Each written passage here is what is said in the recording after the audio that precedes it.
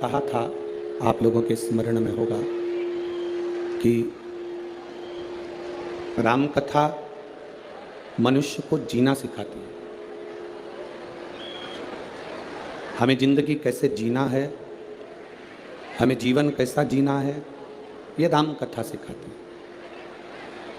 भागवत कथा हमारी मृत्यु कैसे हो, हमारा अंतिम का क्षण, हमारा आखिरी का क्षण कैसा हो, ये श्रीमद् भागवत कथा सिखाती है। और शिव महापुराण की कथा हम अपने जीवन को जीते जी, हम अपने जीवन को, अपने कार्य को करते हुए, अपने कर्म को करते हुए भगवान की अविरल भक्ति को कैसे प्राप्त कर सकते हैं, ये शिव महापुराण की कथा सिखाती है। कथा के पंडाल में पहुंच जाना एक अलग विषय है। कथा के पंडाल में पहुंच गए एक अलग विषय, पर कथा के पंडाल में पहुंचकर कथा का रस तत्व अपने जिंदगी में उतारना, ये एक अलग विषय। अगर आमदार श्री मोहन गोपालराव जी मते और उनकी मित्र मंडली अगर ये कथा करवा रही है, तो उस कथा में से हम अपनी जिंदगी में शंकर की भक्ति को ऐसे प्राप्त कर लें, शिव की भक्ति को अपने जीवन में ऐसे उतार लें कि ऐसा लगे कि शिव हमारा है और हम शंकर के हैं, इसके सिवाय कुछ समझ नहीं। महाराज शिव महापुराण की कथा कहती है, शिव का दर और शिव का घर जाते रहना चाहिए। शंकर भगवान के मंदिर, शंकर भगवान की चौखट पर शंकर भगवान को एक लोटा जल समर्पित करने, शिव के द्वार, शिव की चौखट तक जाते रहना चाहिए, जाना चाहिए।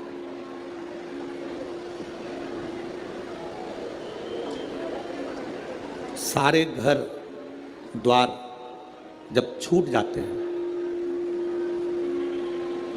अंत समय में जब हमारा घर परिवार, दरवाजा, द्वार सब छूट जाता है, तब उस समय पर इस शरीर में से प्राण भी छूट जाते हैं, इस शरीर में से प्राण भी निकल जाते हैं। अकेला शरीर, ये बॉडी, ये शरीर पड़ा रहता है। फिर इस शरीर को शंकर के दरवाजे तक लोग लेकर जाते हैं, शिव के द्वार तक लेकर जाते हैं। सबका दरवाजा बंद हो सकता है, सबकी चौखट, सबका द्वार बंद हो सकता है, पर मेरे महादेव का दरवाजा कभी बंद नहीं होता। मेरे शिव का द्वार, मेरे शंकर की चौखट कभी बंद नहीं। जैसे मौत का कोई समय नहीं होता, मृत्यु का कोई समय नहीं होता, शिव महापुराण की कथा कहती है, वैसा ही भगवान शंकर की भक्ति का कोई समय नहीं होता। जब तुम्हारा मन करे तब शंकर की आराधना करो। तेरी कृपा बिना ना हिले एक भी अणु, लेते हैं स्वास्थ्य तेरी कृपा से तनो तनो। हे गंगाधार मुक्ति द्वार ओंकार तू, भोले ओंकार तू, आयो शरण त्यार शंभु तार तार तू।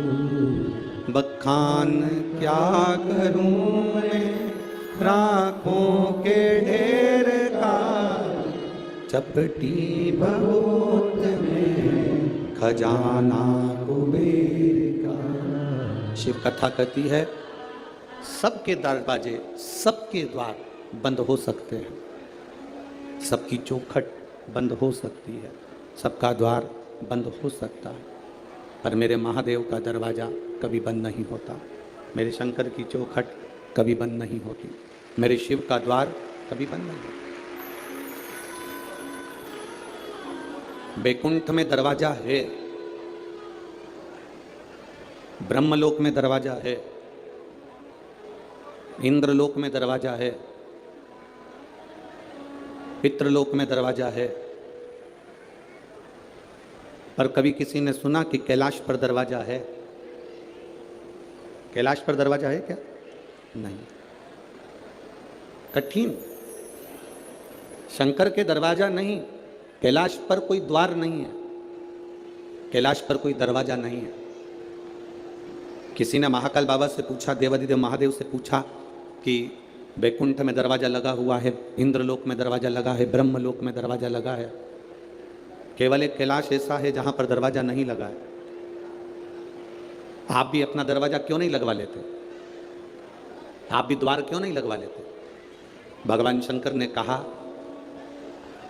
माता और पिता एक ऐसे होते हैं जो कभी भी दरवाजा लगाकर नहीं सोते हैं। बुजुर्ग माता पिता अपना दरवाजा खोल कर सोते हैं कि कौन से बेटे को, कौन सी बहू को, कौन से पोते को, कौन सी बेटी को, किसको हमारी कब जरूरत। माता पिता का जैसे कमरा, माता पिता का घर, माता पिता का द्वार बंद नहीं होता। बेटा कैसा भी है, पिता उसको गले से लगाता ही, वो पिता है। एक पिता के दो पुत्र हैं। एक पुत्र ने कहा कि पिताजी मुझे तुम्हारे साथ में नहीं रहना है, मुझे मेरी जायदाद का हिस्सा दे दो। मैं आपके साथ रहना नहीं चाहता, मेरी जायदाद का, मेरी प्रॉपर्टी का हिस्सा दो, मुझे यहां से जाना। पिताजी ने बेटे को समझाया कि जायदाद का हिस्सा लेकर करेगा क्या, बर्बाद हो जाएगा, मत ले हिस्सा। नहीं नहीं, मुझे चाहिए। पिता ने जायदाद का हिस्सा दे दिया। अपनी प्रॉपर्टी के 3 हिस्से करे, एक अपने छोटे बेटे को, एक अपने बड़े बेटे को। एक हिस्सा पिता ने अपने पास में रखा। छोटा बेटा जायदाद का हिस्सा लेकर शहर चले गया।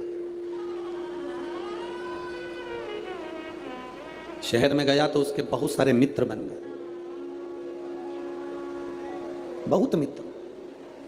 धीरे धीरे उस मित्र ने, उन मित्रों ने मित्र का सारा धन हड़प कर उसको कंगाल कर दिया। आखिरी में वो रोने लगा कि मैं जाऊं तो जाऊं कहां, कहां जाऊंगा। उसने सोचा कि अब तो पिताजी से मैं अपनी प्रॉपर्टी का हिस्सा भी ले आया, पिताजी से मेरी जायदाद का हिस्सा ले आया, मैं कहां जाऊंगा। पर उसने सोचा एक बार पिताजी के पास चलते हैं। 8 साल के बाद बेटे को बाप की याद आई, पिता की याद आई। 8 साल के बाद, और बेटे को याद आई, पिता के पास में गया। पिताजी खेत में काम कर रहे थे, फसल लगा रहे थे। बेटे ने देखा पिताजी फसल लगा रहे हैं, पिता की दृष्टि बेटे पर पड़ गई। पिता दोनों हाथ फैला लिया, बेटा आकर अपने पिता के गले से लग गया। बेटे ने कहा, पिताजी मेरी पूरी प्रॉपर्टी सब समाप्त हो गई, मेरा धन पूरा चले गया, आप मुझे चिल्लाएंगे नहीं। पिता कहते हैं, धन चले गया कोई बात नहीं, प्रॉपर्टी चली गई कोई बात नहीं, पर मेरा बेटा मेरे पास आ गया, इससे बढ़कर कोई धन नहीं, इससे बड़ा कोई सुकून नहीं जिंदगी का। मेरे भगवान देवाधिदेव महादेव का जो दरवाजा है, एक पिता का दरवाजा है। मेरे शंकर का द्वार एक पिता का द्वार है। बेटा कैसा भी हो, बेटा किसी भी तरह का हो, तो भी मेरा शंकर, मेरा उघड़दानी, मेरा त्रिकालदर्शी, मेरा कैलाशी, मेरा अविनाशी, मेरा शिव उसको गले से लगा लेता है। अपने बेटे को वो अपने गले से लगाता है। सारे दरवाजे बंद हो सकते हैं, सारे दरवाजे। जब विपदा की घड़ी आती है, दुख का समय आता है, कष्ट की घड़ी आती है, सब साथ छोड़ देते हैं। कौन किसके साथ गया? आपके मोहल्ले में अगर कोई मरा तो उसके साथ कोई दूसरा मरा। अरे बोलो तो जम के, नहीं हो सके नागपुर में फैशन हो, कोई मरा उसके साथ कोई दूसरा मरा, नहीं मरा। कोई जला तो उसके साथ दूसरा जला, नहीं। किसी का अंतिम संस्कार हुआ तो उसके साथ में कोई उसके परिचित ने कह दिया कि मुझे भी साथ में जला दो, नहीं। किसी के साथ कोई नहीं जाता। शमशान क्या है? दक्ष प्रजापति ने भगवान शंकर को श्राप दिया था कि मैं तुझे श्राप देता हूं कि तू शमशान में निवास करेगा। शमशान मेरे शंकर का घर है, वहां व्यक्ति देवाधिदेव महादेव के पास में जाता है। शंकर कहते हैं तू ये कभी मत सोचना कि तू अकेला है। जन्म हुआ, गर्भ में भी मैं था, इसलिए लोग कहते हैं कि अंदर पिंड जैसा बच्चा, पिंड मतलब पिंडी, पिंडी मतलब शिव। जन्म हुआ तब भी शिव था, तभी भी शिव। जन्म के समय पर भी शंकर है, और जन्म के हमारे प्राण जब छूटे, हमारी मृत्यु जब हुई, तब भी कोई हो ना हो, मेरा देव अधिदेव महादेव शमशान में तुम अकेले नहीं, मेरा शिव तुम्हारे साथ है, मेरा शंकर तुम्हारे साथ है।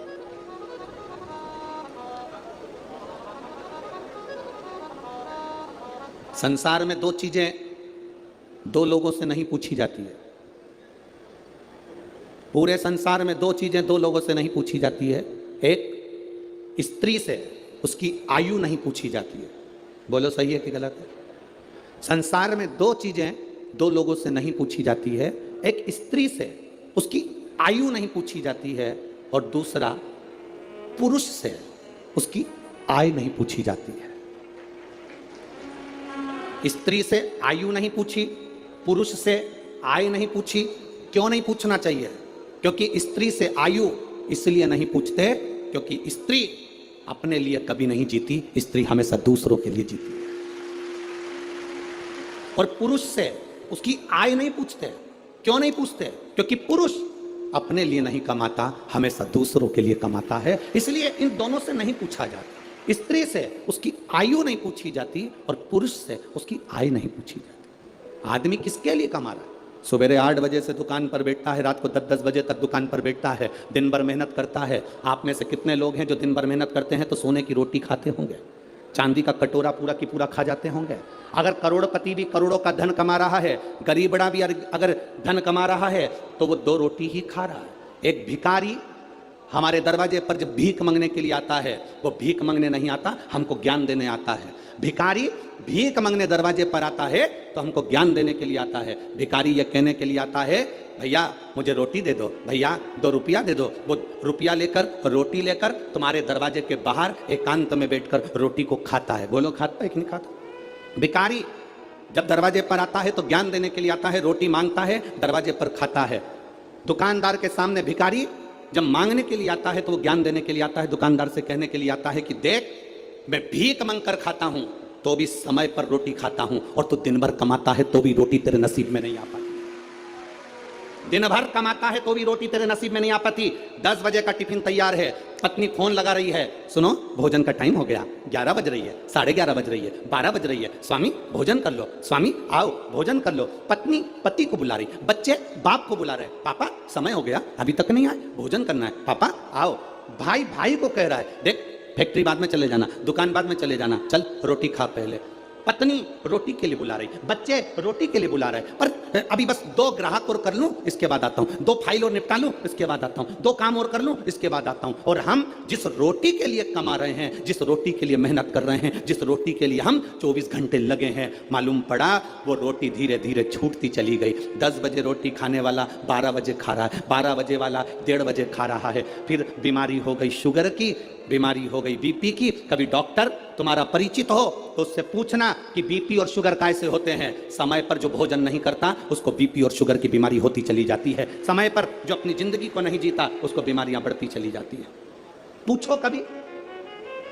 एक भिखारी भी हमको ज्ञान देता है कि अपनी जिंदगी में जो हमने कमाया है उस कमाई का थोड़ा सा अंश हम अपने ऊपर खर्च करें। हम कमाई का अंश, इस व्यासपीठ से कभी नहीं कहा आपसे कि आप अपने धन को किसी को दे दो, आप अपने धन को किसी को दान कर दो। हम कभी नहीं कहते इस व्यासपीठ से कि तुम तुम्हारी संपदा उठाकर किसी को दिया ना या किसी को दान करिए ना। हम इतना जरूर कहते हैं कि तुमने जो कमाया है, तुम जो कमा रहे हो, उसको अपने ऊपर खर्च जरूर करना, जिससे लगे कि तुमने मेहनत कर कर कमाया तो अपने ऊपर खर्च किया। खर्च किया तुमने। स्त्री से कभी आयु नहीं पूछी जाती, पुरुष से कभी आय नहीं पूछी जाती, क्योंकि स्त्री कभी अपने लिए जिंदगी नहीं जीती है तो पहले माँ बाप के लिए, माता पिता ब्याह कर कर भेज देते हैं तो पति के लिए, पति के बाद में जब बच्चे आ जाते हैं तो बच्चों के लिए, फिर जीती है तो अपना पोता पोती नाती पंती के लिए। पूरी जिंदगी स्त्री अपने शरीर को अगर संभाल कर रखती है तो दूसरों के लिए रखती है कि मेरे बच्चे सुखी रह लें, मेरा परिवार सुखी रह ले। मेरा त्रिकालदर्शी कैलाशी अविनाशी शंकर अमृत नहीं पिए हैं, विष पिया। किसके लिए? दूसरों के। शिव जी ने चंद्र धारण करा, किसके लिए? दूसरों के। शंकर भगवान ने सर्प धारण करा, किसके लिए? दूसरों के।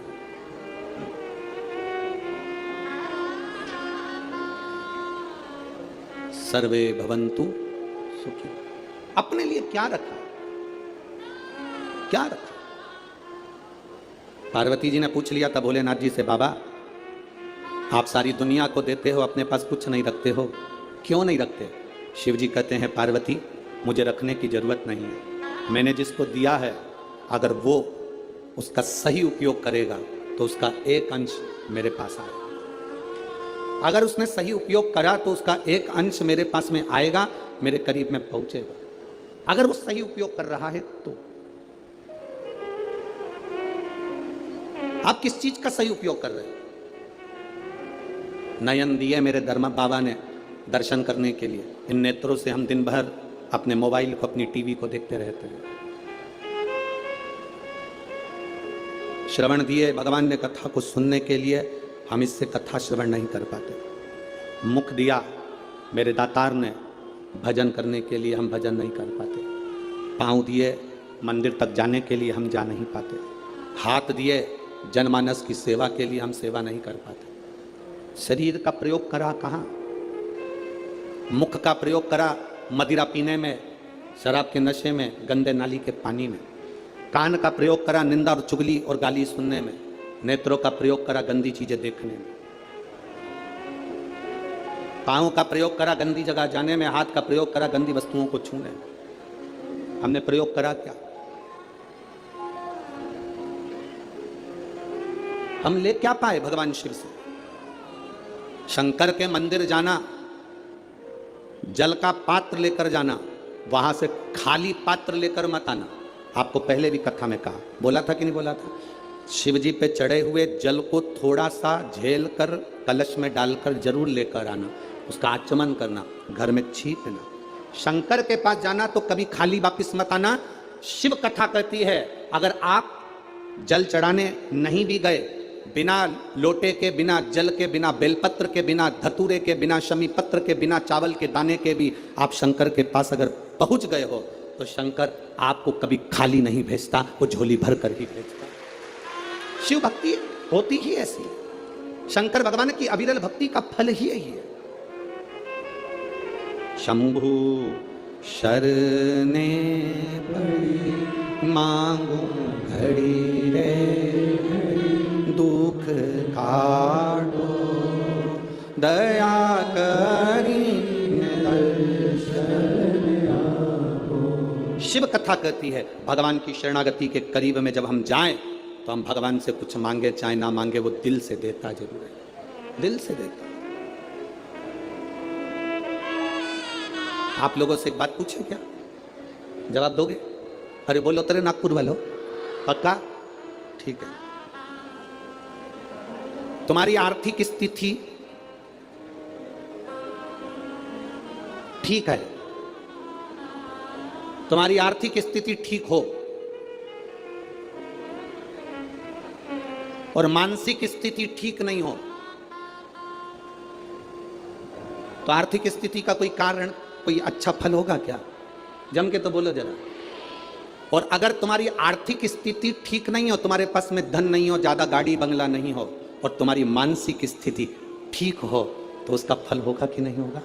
होगा ना, उसका फल। यही नागपुर की कथा, आज चतुर्थ दिवस की कथा प्रत्येक मानव के जीवन में जानना चाहिए। तुम्हारे घर में धन बढ़े चाहे ना बढ़े, पर तुम्हारा मन और तुम्हारी बुद्धि चित्त तुम्हारा अच्छा होना चाहिए तो तुम्हारा धन अपने आप बढ़ जाए। आर्थिक स्थिति ठीक हो और मानसिक स्थिति ठीक नहीं हो तो धन का क्या करोगे? पैसा क्या खाओगे कि डनलप के गद्दे को छाती पे धर के ले जाओगे? क्या करोगे उस धन का? आर्थिक स्थिति से ज्यादा जरूरी है मानसिक स्थिति ठीक होना। मन ठीक नहीं है, दिमाग ठीक नहीं है, बुद्धि ठीक नहीं है, चित्त ठीक नहीं है, तो करोड़ों का धन अलमारी में भरा रहे तो उसका मतलब क्या मतलब? सारे देवताओं में 33 कोटि देवी देवताओं में सारे देवताओं की आर्थिक स्थिति बिल्कुल ठीक है, करोड़ों का धन है, संपदा है, सुख है, वैभव है, सबके पास में वैभव है, सबके पास में धन है। पर मेरे बाबा के पास में आर्थिक स्थिति भी ठीक है और मानसिक स्थिति भी ठीक है। वो दुनिया के मन को अपने कंट्रोल में रखते हैं। एक बार लक्ष्मी जी ने नारायण से कहा था, प्रभु आपका और हमारा झगड़ा होता रहता है, आपका और हमारा विवाद होता रहता है, आप हमारे पति, हम आपकी धर्म पत्नी हैं और विवाद करते हैं। ब्रह्माणी ब्रह्मा जी से कहती, आप और हमारा विवाद होता रहता है। धन बढ़ गया पर घर में सुख भी तो होना चाहिए। शिव भगवान नारायण ने कहा, लक्ष्मी घर की मानसिक स्थिति ठीक करने का सबसे सुंदर तरीका है, सबसे सुंदर तरीका, लक्ष्मी शिव की आराधना करो। लक्ष्मी जी ने कहा, मैं शंकर की आराधना? हाँ। लक्ष्मी जी ने कहा, आप कह रहे हो बिल्कुल सही है, मेरी मां, लक्ष्मी जी की मां का नाम क्या था? भगवान नारायण की सासू का नाम क्या था? ख्याति देवी। क्या नाम था? ख्याति देवी। लक्ष्मी जी की मां भगवान विष्णु जी की सासू ख्याति देवी। लक्ष्मी जी कहती हैं, मेरी मां ने भी मुझे कहा था कि जब मन श्रेष्ठता में ना जाए, मन विचलित हो, मन में चिंता रखी हो, मन विचलितता में हो, तब शंकर भगवान के पार्थिव शिवलिंग का निर्माण कर कर उसकी आराधना करना। आप रोज प्रतिदिन यहां जितने लोग भी कथा सुन रहे हैं और जितने लोग आस्था चैनल पर, फेसबुक, यूट्यूब पर कथा सुन रहे हैं, बहुत कम लोग होंगे जो रोज शंकर भगवान का पार्थिव शिवलिंग बनाते होंगे और उसकी पूजन करते होंगे। बहुत कम लोग होंगे जो पार्थिव शिवलिंग का निर्माण कर कर उसका पूजन करते होंगे, बहुत कम लोग। अगर हम रोज पार्थिव शिवलिंग का निर्माण नहीं कर सकते, हम रोज भगवान शंकर के शिवलिंग का निर्माण कर कर पूजन नहीं कर सकते, तो कम से कम एक काम हम रोज कर सकते हैं, अपने घर से जल ले जाकर शंकर जी को समर्पित कर सकते हैं, जिससे बाबा हमारे हृदय की दशा को जाने।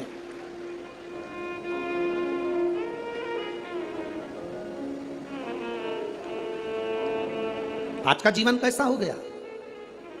आज का जीवन है कैसा?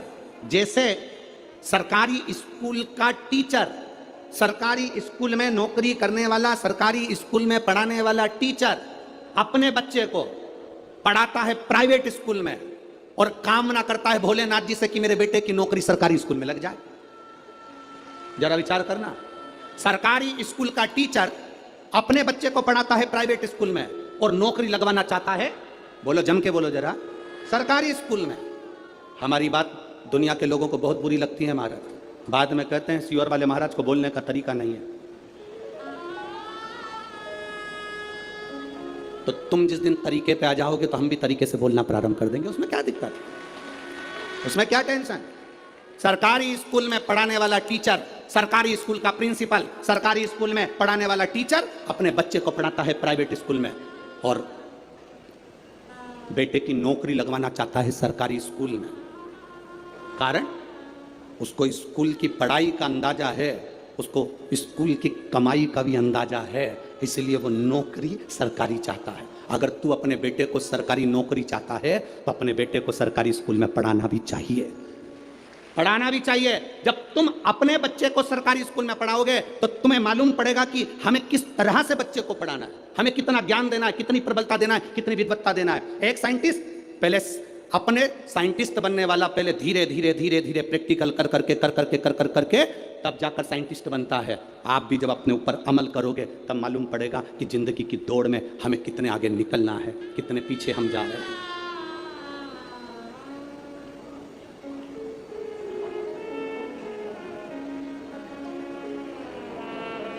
कितने पीछे जा रहे हैं।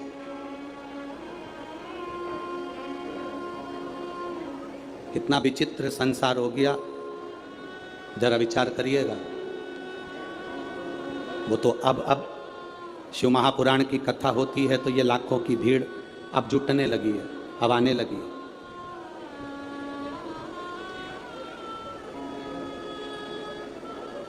बहुत कठिन है महाराज, बहुत कठिन। भक्ति में मन लगाना, भगवान की भक्ति में जुड़ना, अपने आप को शिव तत्व की ओर लेकर जाना बहुत कठिन है। अपने भीतर से शंकर की ओर जाना। आप में से कई माताएं बैठी हैं जो बात बात में कह रही थी घुटने काम नहीं कर रहे। अरे बोलो तो नहीं, सही है कि गलत है? जीजियों, ए नागपुर की जीजियों, सही है। माता कहती है घुटने काम नहीं कर रहे।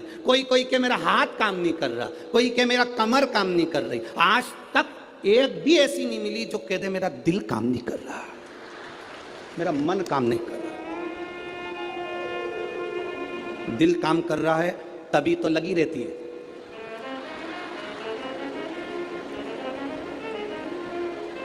घुटना भले काम नहीं करे पर दिल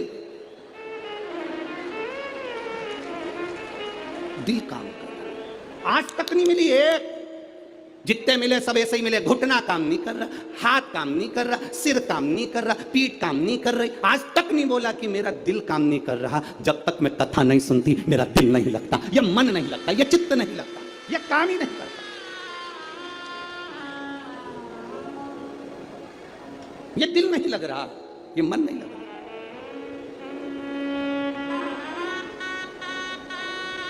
कैसे?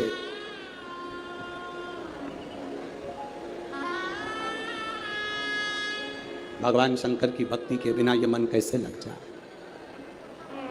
कैसे? अरे खानो नहीं भावे मने पीनो नहीं भावे, दौड़ दौड़ मन सत्संग जावे। और मैं तो शिव की दीवानी ऐसी हो गई रे, सपनों में आवे मारे डमरू वाला। मेरे स्वप्न में मेरा डमरू वाला मुझे दिख रहा। जब दिल बिना कथा के नहीं रहता, कथा नहीं भी होती है तो लोगों को कानों में भी ऐसा लगता है कि सियोर वाला महाराज कहीं कथा बाच रहा है। किसी किसी को होता है जिसके कानों में कथा सुनने की आदत हो जाती है, जब टीवी पर भी नहीं आती तो कथा लगती है। आपके साथ भी हुआ होगा, कभी किसी गली में से निकल रहे होगे तो आपको लगा होगा ऐसा लग रहा है कथा चल रही है। जिसको ऐसा लगे कि मुझे ऐसा लग रहा है कि कथा चल रही है, गली में से निकल कर जा रहे हो, आवाज आ गई, ट्रेन में सफर कर रहे हो, बस में सफर कर रहे हो, तुम्हें आवाज आ गई, तुम्हें ऐसा लगे कि कथा चल रही है, समझ लेना तुम्हारा दिल भोलेनाथ से लग गया। अब मानता नहीं है, ये चित्त लगता ही नहीं, शिव में समाहित हो। बोल बम का नारा है, शिव में हमारा चित्त लग गया, शंकर में हमारा मन लग गया, ये हृदय लग गया और उसी से लगना। वो कहे सताओ ना हमें लोगों, हमें दिल की बीमारी है। सताओ ना हमें लोगों, हमें दिल की बीमारी है। हमारा वेद दुनिया में वो डमरू धारी है। ये बीमारी का इलाज करने वाला केवल एक है, वो शिव।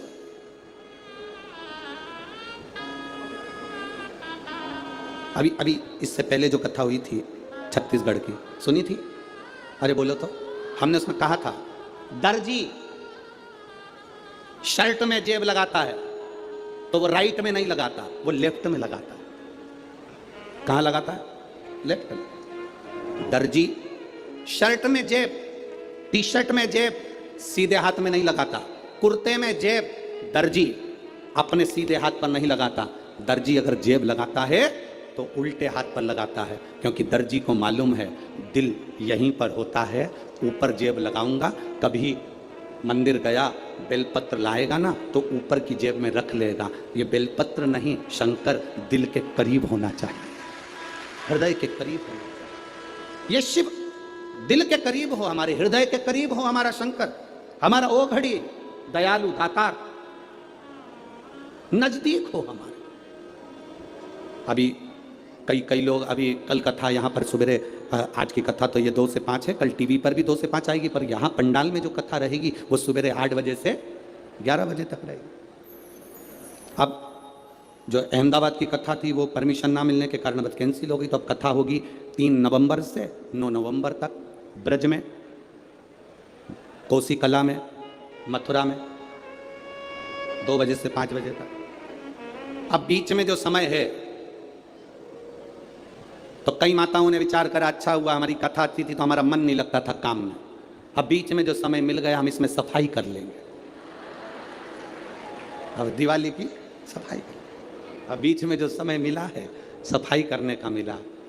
बस आपसे निवेदन है, जैसे घर की सफाई करोगे तो लक्ष्मी आएगी, दिल की सफाई रखना तो महादेव जल्दी से प्रवेश करेंगे।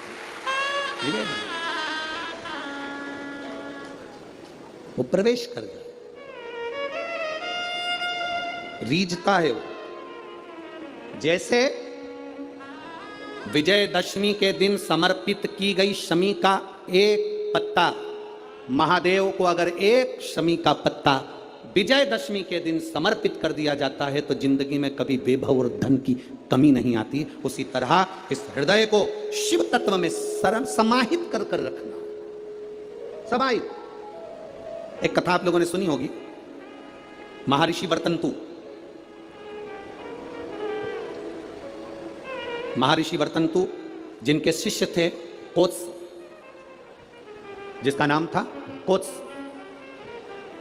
महर्षि वर्तंतु के शिष्य कोत्स बड़े आज्ञाकारी थे कोत्स, और वर्तंतु जो कह देते थे, महर्षि वर्तंतु जो बोलते थे वो कोत्स वो सुनता था। महर्षि वर्तंतु का एक काम बड़ा प्रबल था, वो कोत्स से हमेशा कहते थे कि पार्थिव लिंग का निर्माण करो, मैं पूजन करने आ रहा हूं।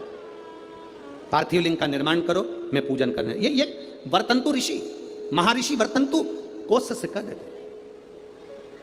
अब कोत्स का कार्य यह था कि वो रोज एक पार्थिव शिवलिंग का निर्माण करता और अपने गुरु जी को आवाज लगाता, गुरुदेव गुरुदेव, गुरुजी पधारो, गुरुजी पधारो, आवाज लगाता। वर्तंतु महर्षि आते और पूजन करने बैठ जाते। बहुत सावधानी से स्मरण करना इस कथा का, बहुत सावधानी। अब पूजन करने वर्तंतु महर्षि बैठ जाते।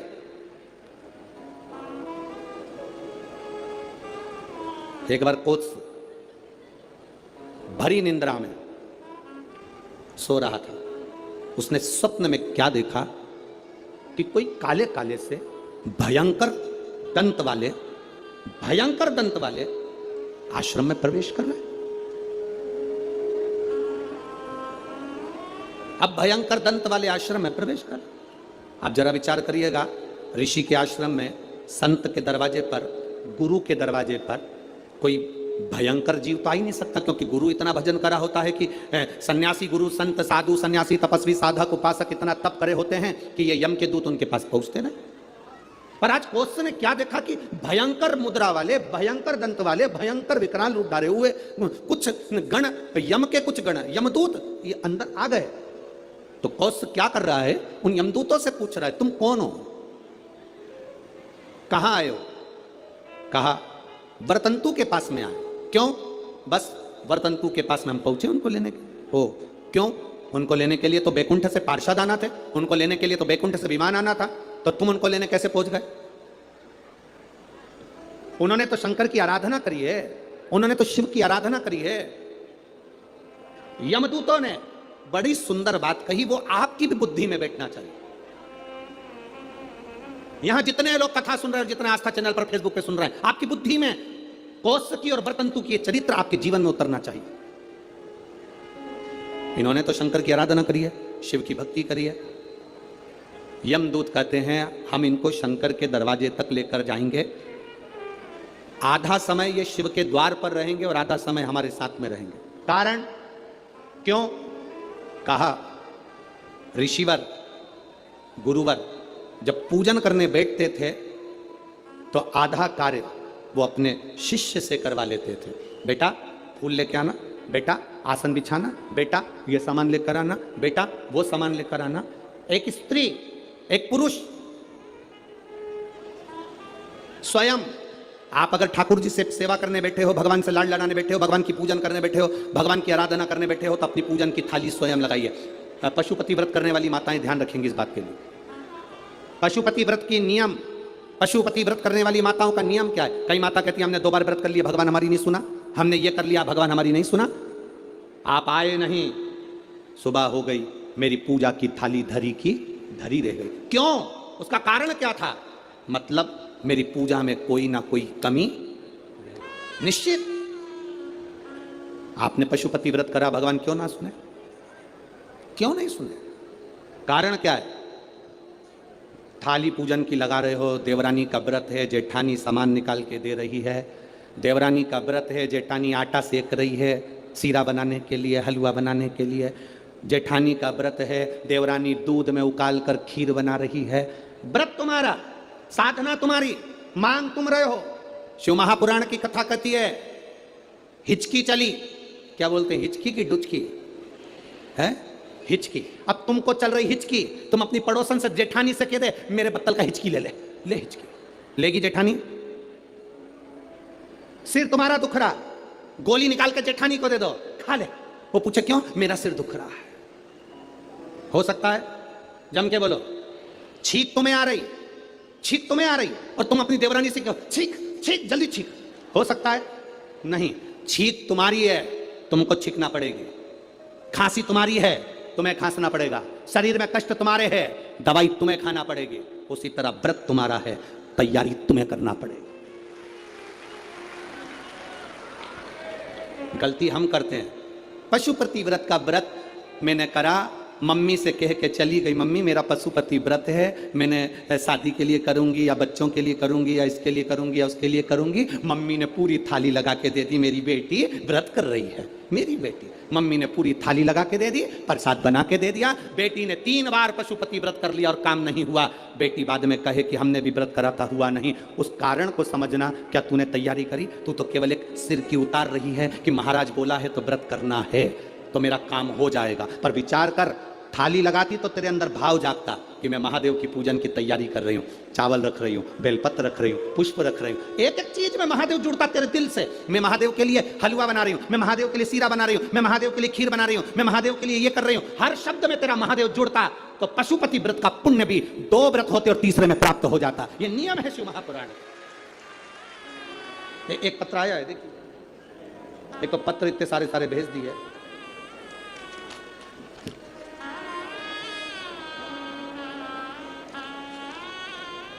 मेरा नाम काजल राहुल कलाइन, मैं नागपुर से हूँ, डिप्टी सिग्नल चिरखली महाराष्ट्र। कहीं बैठी हो तो हाथ हिला सकती हैं। आप ही हैं? हाँ, बहुत बहुत साधुवाद, बाबा की कृपा पर बनी रहे। गुरुदेव, मुझे बच्चे नहीं थे, संतान का सुख नहीं था, कई साल बीत गए थे गुरुदेव। बच्चों का सुख नहीं, संतान का सुख नहीं। बच्चे को लाइयो साथ में, लाओ, ले आओ ले आओ ले आओ। मेरे यहाँ बच्चे का सुख नहीं था, संतान का सुख नहीं था। डॉक्टर के हिसाब से संतान का सुख नहीं था गुरुदेव। पर एक बार ऑटो में सफर करते करते एक बहन जी ने मुझसे कह दिया कि तू पशुपतिनाथ का व्रत कर। गुरुदेव, पशुपतिनाथ का व्रत एक बार करा, उसका फल नहीं मिला। मैंने सोचा हो सकता है कोई गलती हो गई हो, तब मैंने फिर दूसरी बार पशुपतिनाथ का व्रत किया। और बाबा की कृपा का मैं क्या गुणगान करूं गुरुदेव। शिव शिव है। 26 जून को मेरा गर्भ ठहर गया और बाबा की कृपा से बाबा ने ऐसी करुणा करी, ऐसी दया करी गुरुदेव कि 12/2/2023 को मेरे घर में संतान की प्राप्ति हो गई। मैं बाबा को यहाँ नमन करने आया। गुरुदेव, मुझे जो संतान हुई वो 8वां महीना भी पूरा नहीं लग पाया था। डॉक्टर के हिसाब से बच्चा कमज़ोर होना था, बच्चे में बल नहीं आना था, उसके शरीर में कष्ट रहना था।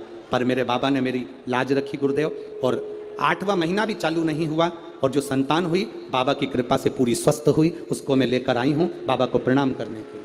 यह शिव तत्व है। ओ घड़ी दयाल, और तेरी कृपा बिना न हिले एक भी अणु, लेते हैं श्वास तेरी कृपा से तनु तनु। शिव तत्व की प्राप्ति, आपका विश्वास। आप पशुपति व्रत कर रहे हो, आप हरतालिका तीज का व्रत कर रहे हो, आप चतुर्थी का व्रत कर रहे हो, आप पंचमी का व्रत कर रहे हो, आप नवरात्रि का व्रत कर रहे हो, आप जिस व्रत को आप कर रहे हो, चाहे पुरुष करे, चाहे स्त्री करे, चाहे नारी करे, चाहे बच्चे करें, चाहे कन्या करे, चाहे बेटी करे, जो करे, उस व्रत में, उस व्रत की मूलता में आपका समर्पण होना चाहिए। उस व्रत की मूलता में आपका समर्पण।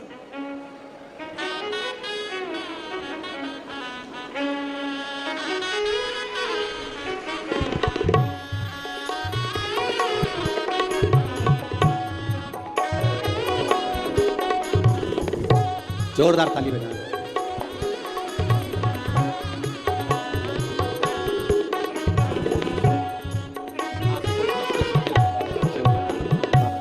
शंभू। अरे लुटा दिया भंडार कर दिया माला शिव तत्व की प्राप्ति। हम जिस व्रत को कर रहे हैं, हम जिस आराधना को कर रहे हैं, हम जिस तप को कर रहे हैं, हम जिस साधना को कर रहे हैं, उसमें हमारा बल होना चाहिए, हमारा विश्वास होना चाहिए, हमारी दृढ़ता होना चाहिए।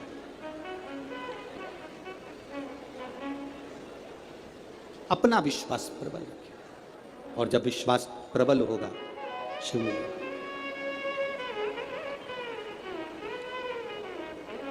शिव प्राप्त होंगे, ये निश्चित है, क्योंकि शंकर बड़े दयालु हैं, बड़े दयालु हैं। शिव जैसा दयालु संसार में कोई नहीं। कि भोले तुम बड़े दयालु, भोले तुम बड़े दयालु, बड़े दयालु हो, भोले तुम बड़े दयालु हो, भोले तुम बड़े दयालु हो, भोले तुम बड़े दयालु। बड़े सरल सहज शिव भोला, 3 बार ताली बजाने वालों को भी धन देता भंडार, 1 बार शिखर का दर्शन करने वाले को शिखर पर पहुंचा देता है मेरा भोलेनाथ। इतना दयालु है, इतना कृपालु, इतना। शिव तुम बड़े दयालु हो, भोले तुम बड़े दयालु हो, बड़े दयालु हो, भोले तुम बड़े दयालु हो, बड़े दयालु, बड़े दयालु हो। दोनों हाथों से बड़े दयालु हो, भोले तुम बड़े दयालु हो, शिव तुम बड़े दयालु हो, भोले तुम बड़े दयालु हो, भोले तुम बड़े दयालु हो, बड़े दयालु हो, भोले तुम बड़े दयालु हो, बड़े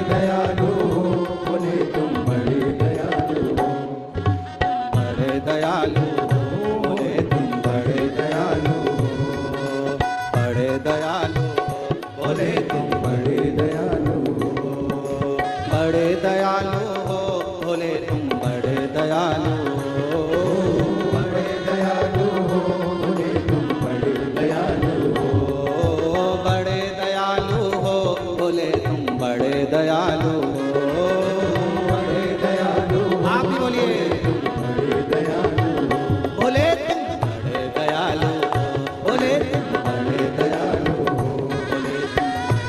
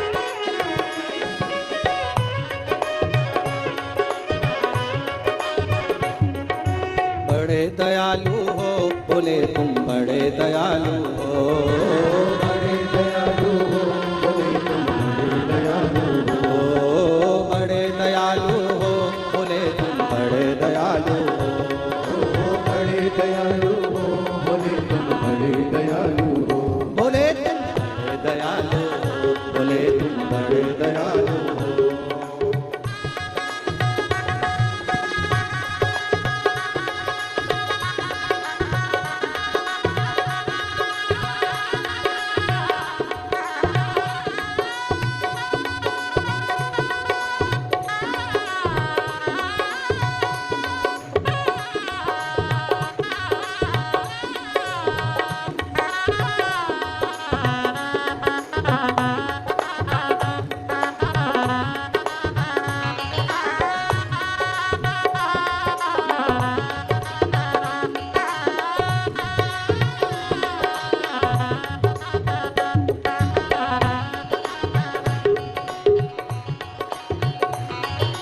हाथ में तेरे डमरू विराजे, हाथ में तेरे डमरू विराजे, हाथ में तेरे डमरू विराजे, हाथ में तेरे डमरू विराजे, हाथ में तेरे डमरू विराजे, हाथ में तेरे डमरू विराजे, हाथ में तेरे डमरू विराजे, हाथ हाथ में तेरे डमरू विराजे, गले में नरगिस संत साजे, गले में सर्पों की माला साजे, गले में सर्पों की माला साजे, गले में सर्पों की माला साजे, गले में सर्पों की माला साजे, गले में सर्पों की माला साजे, गले में सर्पों की माला साजे, गले में सर्पों की माला साजे। बोले तुम बड़े दयालु हो, बोले तुम बड़े दयालु हो,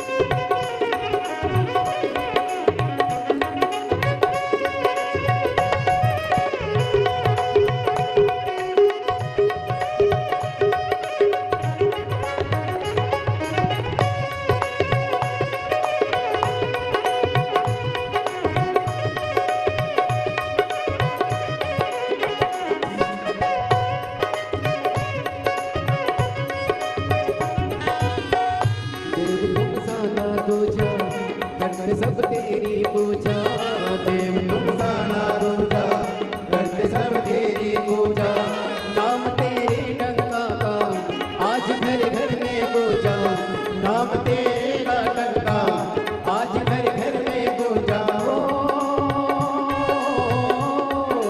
वेद पुराण शास्त्र सब तेरा वर्णन करते हैं,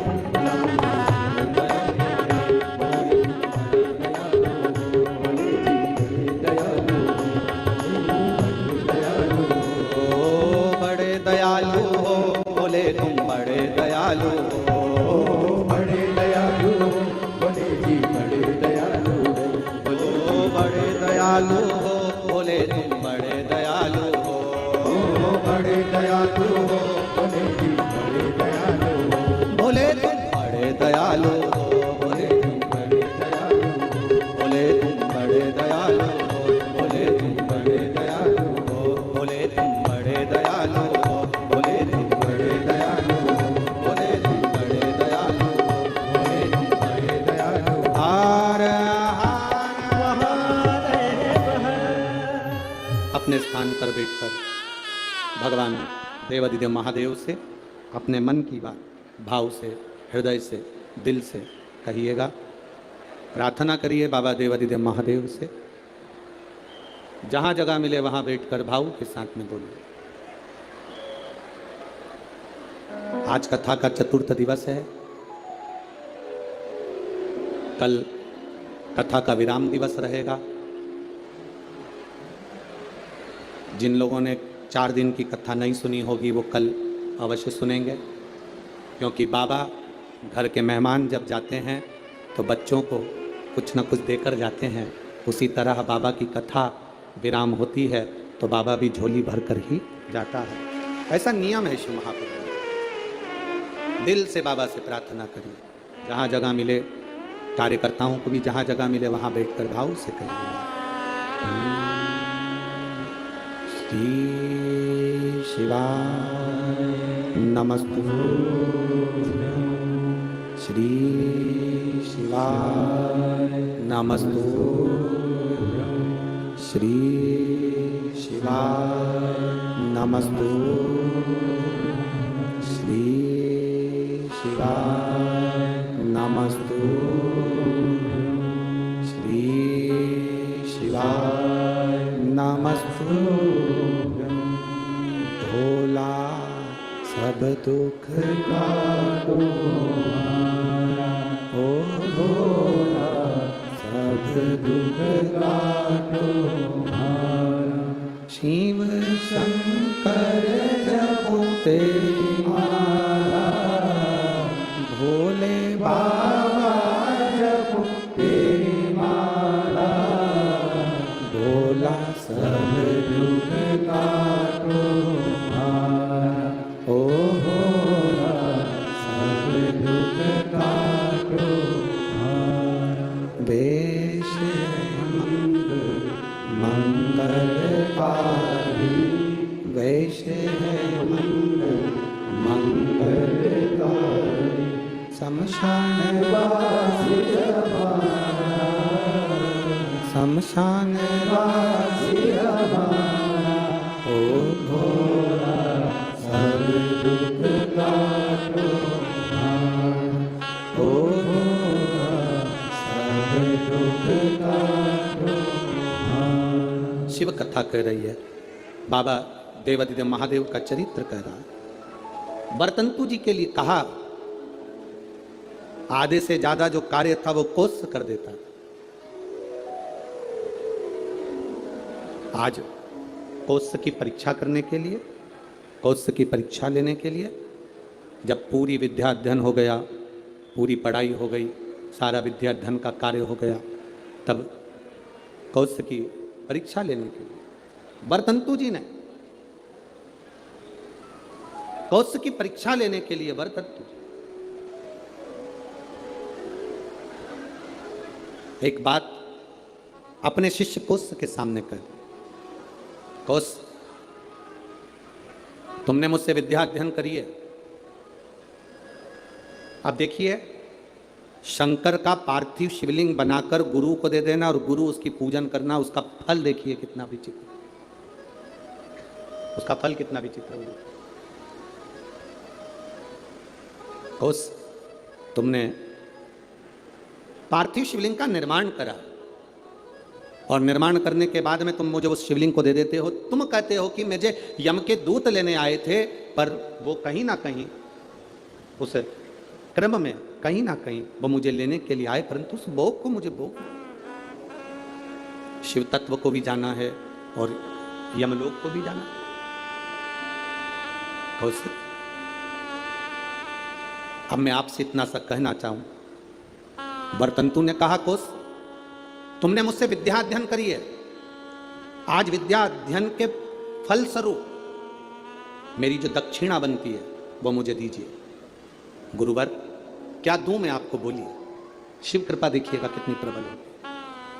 केवल पार्थिव शिवलिंग का निर्माण कर देना, पूजन कोई करे कर रहा है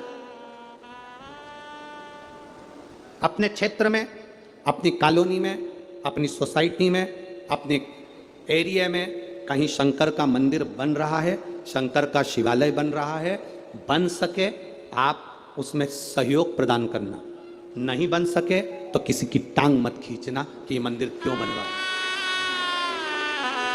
ये शिवालय का निर्माण क्यों कर रहे हो, शिवालय क्यों बनवा रहे हो। केवल शंकर भगवान के पार्थिव लिंग का निर्माण करने वाले उस कोष पर शिव कृपा कैसी होती है, वो कथा यहां वर्णन कर रहे हैं। वर्तंतु जी ने कहा, वर्तंतु का, अब वर्तंतु ने कहा कोष, एक कोष, मैंने जो तुमको विद्याध्ययन कराया उसकी दक्षिणा। कोष ने कहा, गुरुवर ये पूरा जीवन आपके लिए है, ये पूरी जिंदगी आपके लिए, आप बताइए क्या दे सकता हूं, क्या प्रदान करूं मैं, आप बोलिए। कोष, तूने मुझसे विद्या अध्ययन करी है, 14 करोड़ सोने की मुद्रा मेरी विद्या अध्ययन जो तूने करी उसके फल स्वरूप तुझे देना पड़ेगा। कितनी करोड़? 14 करोड़। 14 करोड़ सोने की मुद्रा। उसकी आंखों में जल भर गया, गुरुदेव मेरे पास तो इतना धन नहीं है, मैं 14 करोड़ आपको सोने की मुद्रा कैसे दे सकता हूं? फिर भी गुरु ने मांगा है, मैं लाकर जरूर दूंगा।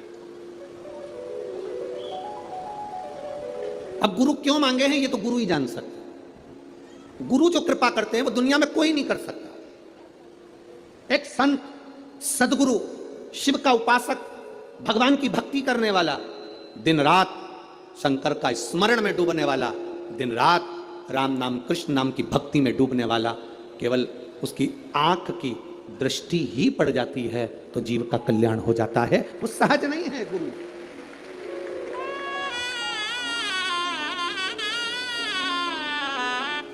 एक गुरु पूर्णिमा पर एक भजन हम हमेशा स्मरण में लेके आते हैं, ऐसी प्रेम भी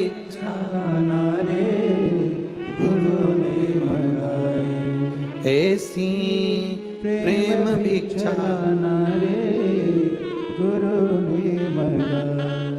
गुरु ने मंगाई, सतगुरु ने मंगाई, गुरु ने मंगाई, सतगुरु ने मंगाई। ये गुरु क्या कृपा करता है ये किसी को नहीं मालूम पड़ता। एक चेला, उसकी बहन की शादी, गुरुजी से करा, गुरुजी मेरी बहन की शादी है, मैं जाऊं? जा। गुरुजी मेरी बहन की शादी है, गुरुजी ने कहा जा। गुरुजी मेरी बहन की शादी है, गुरुजी ने कहा जा। अब चेला जाने लगा तो गुरुजी ने कहा, देख वो सामने एक झोले में अनार रखे हैं, ले जा। चेले को इतना गुस्सा आया, करोड़ों का धन गुरुजी के पास, क्या छाती पे बांध के मरेगा? इतना बड़ा मठ, इतना बड़ा मंदिर, इतनी प्रॉपर्टी, सारी दुकानें, सब कुछ। गुरुजी ने कहा वो अनार रखे हैं झोले में, ले जा। ठीक है। चेला कुछ नहीं बोला, अनार लेकर चले गए। रास्ते में जाते जाते चेला जंगल में पहुंचा। वहां के नगर का जो राजा था वो बीमार पड़ गया। नगर के राजा बीमार पड़ा तो उसको जो दवाई देना थी वो अनार के रस में देना थी। पूरे मार्केट में देखा तो अनार नहीं मिला, वृक्षों पर अनार नहीं मिला।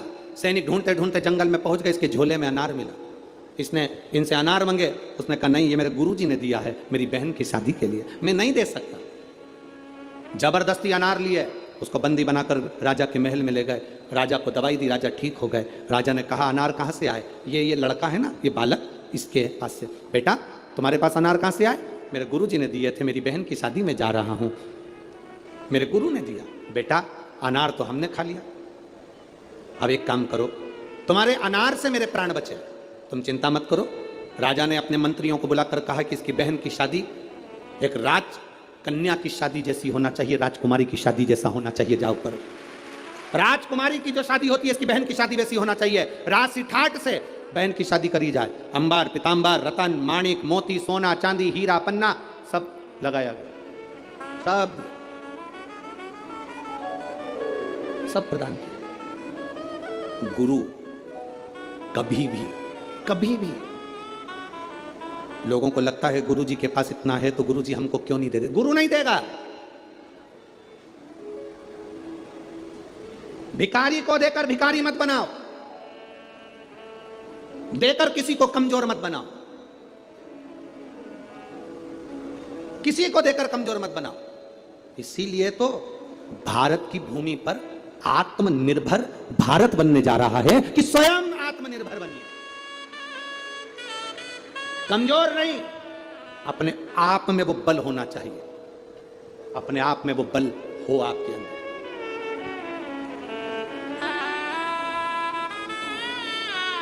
आज प्रेस वार्ता थी, मीडिया के एक बंधु ने एक प्रश्न किया कि कल आपने व्यासपीठ से कह दिया कि शास्त्र और शस्त्र उठाना चाहिए, आपने तो ये गलत कहा। हमने कहा आत्मरक्षा के लिए, स्वयं की रक्षा के लिए, धर्म की रक्षा के लिए और सनातन धर्म की रक्षा के लिए वो बहुत जरूरी हो गया।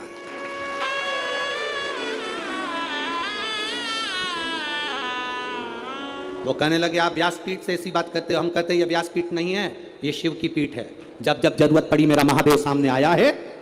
कभी जगत गुरु शंकराचार्य बनकर प्रकट होता है, कभी शिव तत्व के रूप में रुद्र बनकर प्रकट होता है, कभी अवधूतेश्वर बनकर प्रकट होता है, कभी कपालेश्वर बनकर प्रकट होता है। वो शंकर साधारण नहीं।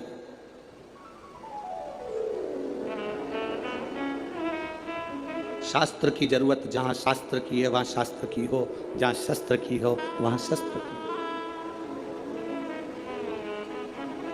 क्यों ना दे? आप अपनी भक्ति के बल को तो बढ़ाओ। गुरु अपने हाथ से अपनी झोली में से धन निकालकर 50,000, 1 लाख, 2 लाख, 5,000, 2,000 गुरु कभी नहीं देगा। गुरु आपको अगर धन दे देगा तो फिर गुरु किसी काम का नहीं। गुरु अगर देगा तो ऐसा समान, ऐसी कृपा, ऐसी दृष्टि गुरु दे देता है जिससे जिंदगी में तुझे किसी के आगे हाथ ना फैलाना पड़े। वो गुरु देता, किसी के आगे हाथ ना फैलाना पड़े, वो गुरु कहता है। आज तक इस व्यासपीठ से आपको कभी भभूति दी? अरे बोलो जम के। कोई बेल दी, कोई नारियल दिया, कोई सामान दिया? नहीं। इस व्यासपीठ से केवल एक बात कही कि शंकर के मंदिर जाना, 1 लोटा जल चढ़ाना, उसके दरवाजे जाते रहोगे वो तुमको छोड़ेगा नहीं और तुम्हारी जिंदगी को सार्थक कर देगा। बिना भभूति, बिना बेल, बिना नारियल के भी ये दुनिया के पत्र ये भरे पड़े हुए हैं और इससे दुगने ये नीचे रख, उससे दुगने ये बिना भभूति के और बिना पत्र, बिना नारियल के और बिना बेल, ये पत्र जिसमें केवल और केवल तुम्हारा भरोसा और तुम्हारा विश्वास और उसके सिवाय कुछ भी नहीं।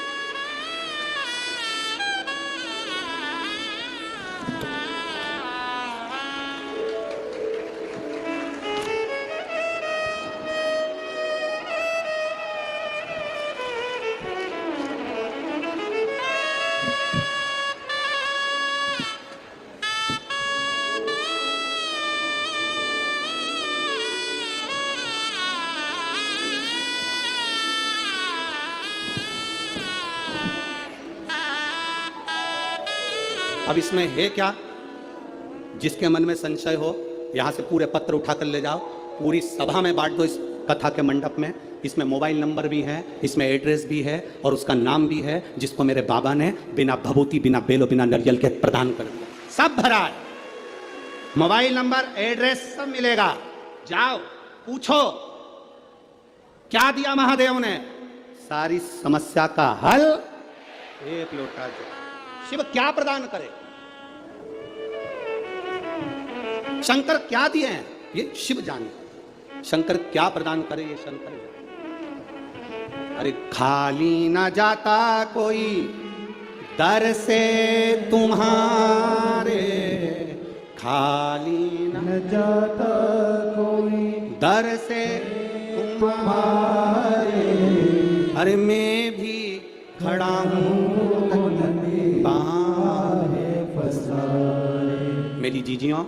दिल से अगर आपने सुना है ना, वो 3 महीना भी नहीं लगाएगा, 15 दिन में झोली भर देता है।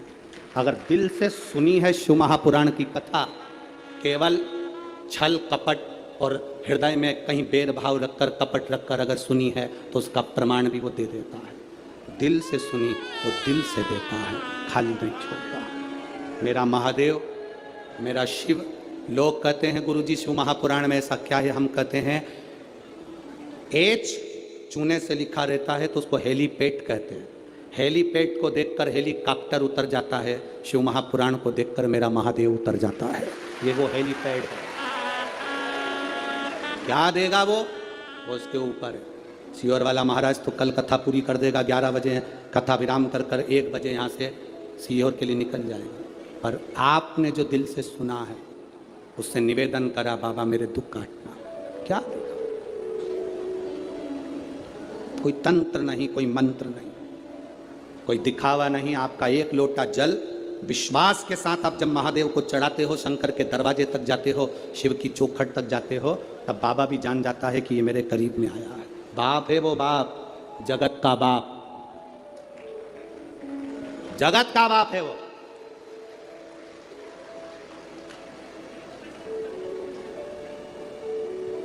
और बाप बाप रहता है, उसको देव नहीं कहते, क्या कहते हैं? महादेव कहते हैं। देवों का भी देव महादेव है वो। 64 योगनियां, 33 कोटि देवता उसके सामने नृत्य करते हैं, सामने, उसको नहीं फर्क पड़ता।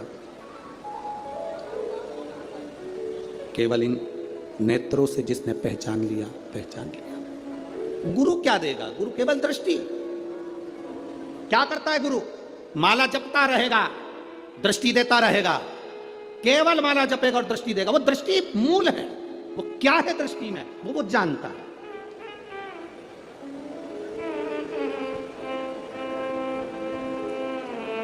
क्या देगा?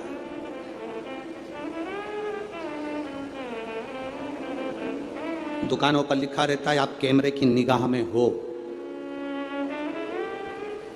कथा के पंडाल में जब तक बैठे हो तो तुम ये अंदाजा लगा कर रखना कि तुम शिव की निगाह में हो, शंकर की निगाह।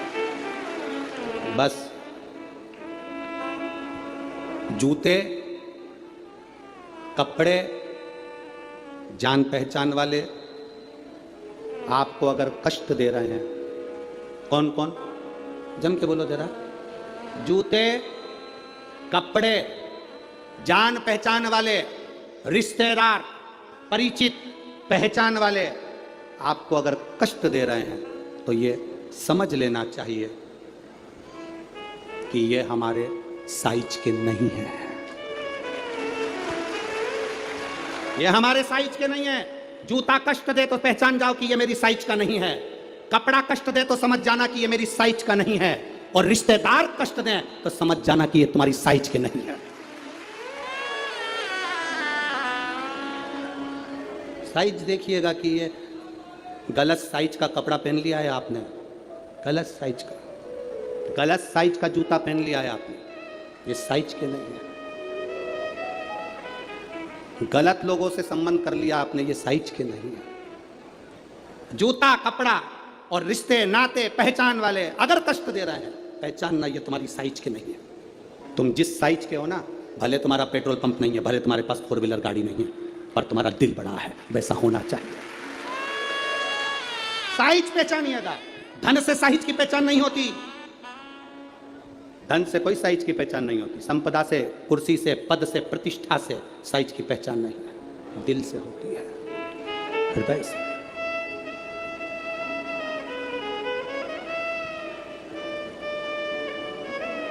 महाराज बरतंतु कौत्स से कहे मुझे 14 करोड़ सोने की मुद्रा चाहिए। गुरु परीक्षा लेता है। गुरु परीक्षा की घड़ी में ऐसा सामने आता है कि परीक्षा लेने के लिए तत्पर।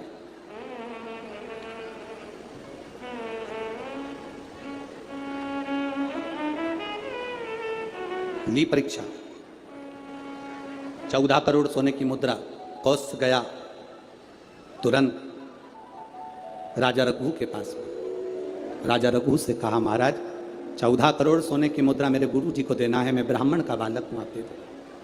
राजा रघु ने कहा 14 करोड़ सोने की मुद्रा देने के लिए मना नहीं, पर मैंने अभी यज्ञ करा था, उस यज्ञ में मैंने सोने की मुद्रा सब संतों को, ब्राह्मण जन को बांटी है। मेरे पास में इतनी मुद्रा नहीं, थोड़ी बहुत निकल जाएगी, 1 करोड़ दे दूंगा, 14 करोड़ कहाँ से लाऊं? राजा रघु ने कहा पर ब्राह्मण मेरे दरवाजे से खाली ना जाए, रुकिए, मैं इंद्र पर आक्रमण करता हूं। गुरु गुरु है, इंद्र पर आक्रमण करता हूं। राजा रघु ने इंद्र पर सेना तैयार कर आक्रमण करना प्रारंभ करा।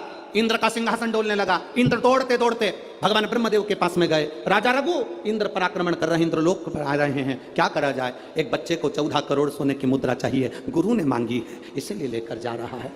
उसको 14 करोड़ स्वर्ण मुद्रा? हाँ 14 करोड़। हाँ क्या करें? इंद्र से कहा, राजा रघु यहां पर आए स्वर्ण मुद्रा लेने के लिए, आप कुबेर को बुलाओ और कुबेर से कहो कि तू जाकर 14 करोड़ सोने की मुद्रा दे दे। कुबेर को बुलाया। कुबेर शमी का एक पत्ता तोड़ा। शमी का एक पत्ता कुबेर ने तोड़ा और पृथ्वी पर आकर शमी के पत्ते को तोड़कर कोस को दे दिया। कोस, ये शमी का पत्ता ले। कोस ने कहा, मुझे 14 करोड़ स्वर्ण मुद्रा चाहिए, ये पत्ते का क्या करूंगा? 14 करोड़ मुझे स्वर्ण मुद्रा चाहिए, इस पत्ते का क्या करूंगा? तब कुबेर ने जो पत्ता दिया और कोस से कहा कि यह बर्तन तू महर्षि को ले जाकर दे देना, वह महर्षि समझ जाएंगे इस पत्ते में क्या है। बर्तन तू महर्षि के पास में एक शमी का पत्ता ले जाकर कोस ने दिया। कोस ने जैसे ही दिया, बर्तन तू ने उस पत्ते को अपने सिर से लगा लिया और जान गया ये मेरे महादेव का शमी का पत्र है। एक पत्ते में 14 करोड़ सोने की मुद्रा का फल होता है। 14 करोड़ सोने की मुद्रा का फल एक शमी के पत्ते में होता है। तुरंत बर्तंतु महर्षि ने शंकर की आराधना कर कर शिव जी से हाथ जोड़कर प्रार्थना करी, बाबा प्रकट हो। देवादिदेव महादेव प्रकट होकर कहते हैं, बर्तंतु मांगो तुम्हें क्या चाहिए? बर्तंतु कहते हैं, बाबा शरदीय नवरात्रि पूर्ण होने पर जो विजयदशमी आए, उस दशमी के दिन जो एक शमी का पत्र भूलवश भी महादेव को समर्पित कर दे, उसकी जिंदगी में कभी संपदा की कमी ना आए। एक शमी का पत्र, एक शमी का पत्ता 14 करोड़ सोने की मुद्रा से प्रबल हो जाता है। एक शमी का पत्र। आज भी कई जगह पर विजयदशमी के दिन, कई स्थानों पर विजयदशमी के दिन शमी के पत्ते का लेन देन होता है। शमी के यहाँ होता है कि नहीं होता हमको स्मरण नहीं है, महाराष्ट्र में तो, पर कई जगह पर होता है। यहाँ पर भी शमी का जो पत्र होता है विजयदशमी के दिन लोग देकर उसको प्रणाम करते हैं, माता पिता को नमन करते हैं। क्यों? आप अपने बच्चे हो, आपसे पूछेंगे, आपकी औलाद आपसे पूछेगी, आपके आने वाली पीढ़ी आपसे पूछेगी, माँ ये कौन सा नाटक बनाकर रखा है तुम लोगों ने? शमी का पत्ता दे, शमी का पत्ता ले, मिलने जाओ तो शमी का पत्ता। शमी का पत्ता क्यों लिया दिया जाता है? बच्चे पूछेंगे। आज की पीढ़ी बहुत प्रश्न करती है, उसको उत्तर देना पड़ेगा कि एक पत्ते में 14 करोड़ स्वर्ण मुद्रा का फल होता है। एक शमी के पत्र में आज के बच्चे जो प्रश्न करेंगे उसका उत्तर देने के लिए तुम्हें तैयार रहना पड़ेगा। उस उत्तर को तुम्हें देना पड़ेगा कि ये शमी का पत्र विजयदशमी पर क्यों लेन देन किया जाता है, शमी का पत्र क्यों शिव के मंदिर में जाता है, शमी के पत्र की मूलता क्यों होती है, इसको समझाना। एक शमी पत्र में वो फल है। और केवल यही नहीं, शमी के वृक्ष के नीचे, बेलपत्री के वृक्ष के नीचे अगर भूल से भी बच्चा, बूढ़ा, कोई व्यक्ति एक पार्थिव शिवलिंग का निर्माण कर लेता है, भूलवश भी उस पर जल समर्पित कर देता है, भूलवश भी उसके भाव से एक पुष्प या शमी पत्र या बेलपत्र भी चढ़ा देता है, तो वो इस संसार में कहीं ना कहीं सुख भोगता ही है, उसके जीवन में दुख नहीं। शमी पत्र की मूलता, शमी पत्र की मूलता क्यों कहते हैं? नारी के गर्भ में बच्चा रहे, नारी के गर्भ में संतान रहे। डॉक्टर कह रहे हैं वो संतान विकलांग हो सकती है, डॉक्टर कह रहे हैं कि वो संतान मानसिक विकलांग हो सकती है, डॉक्टर कह रहे हैं वो संतान बेकार हो सकती है। पत्र है, देखिए, ये तो मनी प्लांट का पत्ता है? मनी प्लांट का है कि और काय का है? ठीक है, पत्र।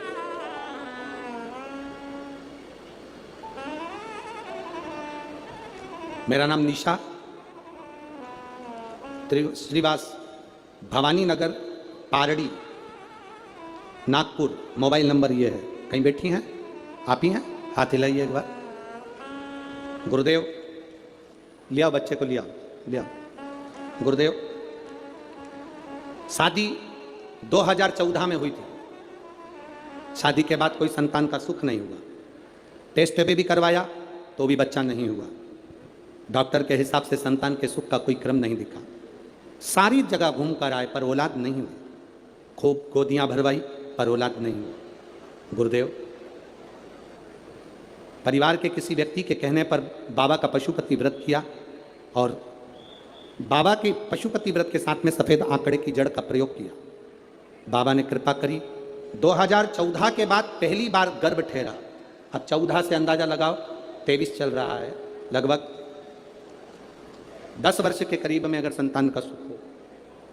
गुरुदेव संतान गर्भ नहीं ठहरा, फिर सीहोर गए, बाबा कुबेरेश्वर महादेव को प्रणाम करा, वहाँ का कंकर उठा कर लिया आए, उसी को पूजन करते, बाबा से प्रार्थना करते, वापिस से सफ़ेद आंकड़े की जड़ को हमने बदला, फिर बदला। बाबा की कृपा से गर्भ ठहर गया। डॉक्टर ने तो कहा था कि तुम्हारे गर्भ में बच्चा नहीं, कोई पत्थरी हो गई है। जांच में फिर गठान हो गई। गठान से जांच करते करते डॉक्टर ने कहा कि तुम्हारे गर्भ में बच्चा है पर यह पूर्ण तरह से स्वस्थ नहीं है, इस बच्चे को गिरा देना चाहिए, इस बच्चे को निकाल देना चाहिए, यह बच्चा ठीक नहीं है, यह बच्चा श्रेष्ठ नहीं है। 10 वर्ष के बाद जिसकी गोद भरी हो गुरुदेव, वो बच्चा कैसे गिरा दे। हमने भी बाबा से प्रार्थना करी और बाबा से प्रार्थना कर कर आपने शमी पत्र का वर्णन किया था, वो शमी के पत्ते को हमने बाबा को समर्पित करा। वही पत्ता हमारी धर्म पत्नी के पास में रहा और बाबा की कृपा से जो संतान हुई, डॉक्टर ने कहा यह बच्चा पूरी तरह से स्वस्थ है, इस बच्चे में कोई खराबी नहीं, ये बच्चा पूर्ण तरह से स्वस्थ है, इस बच्चे में कोई तकलीफ नहीं। 10 साल के बाद औलाद हुई है गुरुदेव, और 10 साल के बाद 2014 में संतान का विवाह हुआ था, उसके बाद से संतान सुख नहीं था। ये शिष्य कृपा, उदारता, उसकी करुणा, उसकी दया होती ही ऐसी।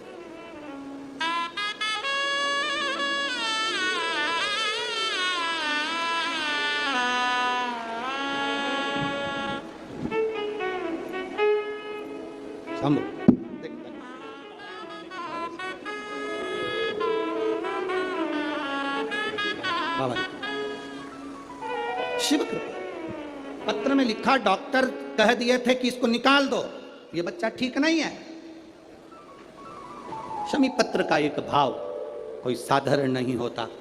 सबसे दृढ़ है आपका भरोसा, सबसे दृढ़ है आपका विश्वास, और जब विश्वास पक्का होता है तो मेरा बाबा भी देने में कमी नहीं रखता, देने में कमी नहीं रखता। मेरी जीजियों और कथा मंडप में विराजमान मेरे सारे जीजाओं, एक बात का ध्यान लगाकर बैठना कि तुम्हारा यहाँ 3 घंटा 2.5 घंटा तुमने जो बाबा को दिया है ना, ये तुम्हारा 2.5-3 घंटा कभी टॉकीज को देना वो तुम्हारा व्यर्थ जा सकता है। 2.5-3 घंटा अपने परिवार को देना वो व्यर्थ जा सकता है। 2.5-3 घंटा अपने दोस्त को देना वो व्यर्थ जा सकता है। पर ये तुमने जो 3 घंटा रोज 5 दिन तक कथा सुनी, ये तुम्हारी व्यर्थ नहीं जा सकती, ये तुम्हारे खाते में जाती, खाते ये खाली ना जाएगा।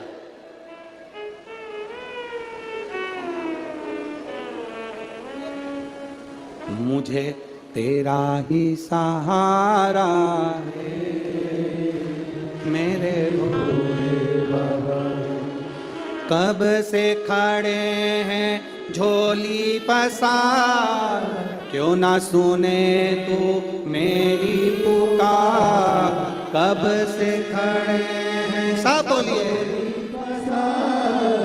क्यों ना सुने तू मेरी पुकार। मुझे तेरा ही सहारा है मेरे भोले बाबा, मुझे तेरा ही सहारा है मेरे भोले बाबा।